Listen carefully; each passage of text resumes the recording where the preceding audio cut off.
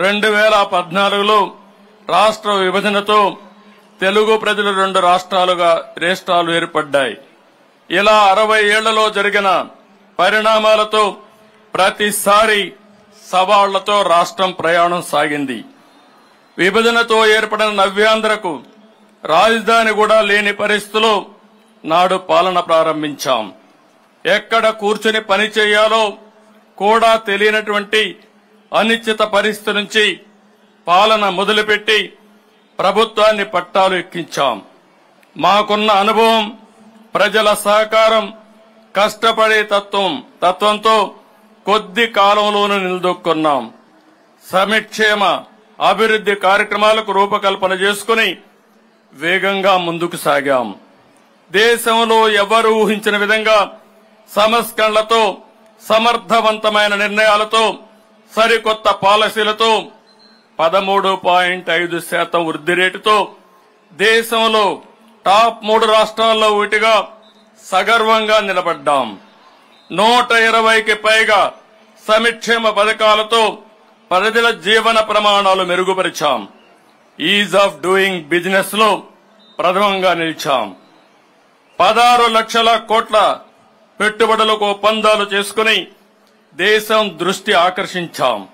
14-19 కాలంలో రాష్ట్రం అన్ని రంగాల్లో అనూహ్యంగా దూసుకుపోయింది. దేశంలో నాడు ఆంధ్రప్రదేశ్ ఒక పెద్ద బ్రాండ్ గా ఆవిష్కృతమైంది. రాజధాని లేని రాష్ట్రం అని బాధపడుతూ కూర్చోలేదు. క్రైసిస్ నుంచి ఆపర్చునిటీ ఎదుర్కొన్నాం. ఆ క్రమంలో రాష్ట్రానికి నడిబొడ్డుగా ఉండే అమరావతి ప్రాంతంలో దేశం గర్వించే రాజధానికి శంకుస్థాపన చేసుకున్నాం. ప్రజల సహకారంతో 34,000 ఎకరాల భూసేకరణ చేసి ప్రపంచం చర్చించుకునే డిజైన్లతో సంపద సృష్టించే రాజధాని నిర్మాణాన్ని మొదలుపెట్టాం. మనది వ్యవసాయ ఆధార రాష్ట్రం. రైతు బాగుంటేనే రాష్ట్రం బాగుంటుందని నేను ఎప్పుడూ నమ్ముతాను. అందుకే సాగునీటి రంగానికి అత్యంత ప్రాధాన్యత ఇచ్చి నాడు 5 ఏళ్లలో 68,000 కోట్ల రూపాయలు ఇరిగేషన్ పై ఖర్చు చేశాం. రాష్ట్రానికి జీవనాడి అయిన పోలవరం ప్రాజెక్టుకి అత్యంత ప్రాధాన్యత ఇచ్చాం. ఒక యజ్ఞంలా పోలవరాన్ని నాడు పరుగులు పెట్టించి 73% పనులు పూర్తి చేశాం.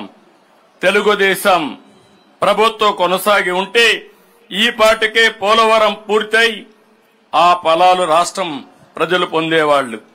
120కి పైగా సంక్షేమ పథకాలు, అభివృద్ధి పథకాలు, శాంతి భద్రతలు, అందరికీ ఉపాధి, పెట్టుబడులు, ఉద్యోగ అవకాశాలతో రాష్ట్రం దూసుకుపోతున్న క్రమంలో 2019లో వచ్చిన ఎన్నికల ఫలితాలు రాష్ట్రాన్ని చీకటిమయం చేశాయి.